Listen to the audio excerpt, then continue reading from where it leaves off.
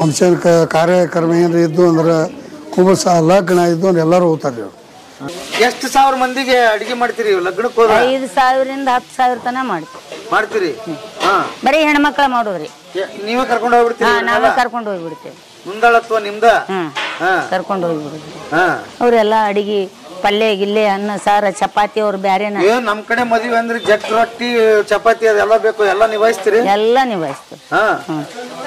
ಎಷ್ಟು ಬೇಕಾದಷ್ಟು ಇರ್ಲಿ ಅಷ್ಟು ಕೊಡ್ತೀವಿ. ಎಷ್ಟು ಚಾರ್ಜ್ ಮಾಡ್ತೀರಿ ಮದುವೆಗೆ ಹೋದ್ರ? ಮದ್ವೆಗೆ ಸ್ವೀಟ್ ಇರ್ತೈತಿ ಅಲ್ರಿ, ಅದು ಬಾಲುಶಾರಿ ಇರ್ತದ, ಜಾಮೂನರಿ ಇರ್ತದ, ಹುಗ್ಗಿ ಪಾಯಸಾರ ಇರ್ತದ. ಇದು 50 ರೂಪಾಯಿ ಊಟ, ಅದು 20 ಸೇರಿಸಿ 70.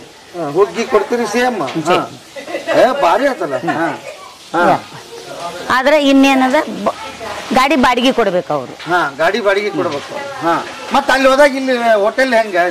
ಅದಕ್ಕೆ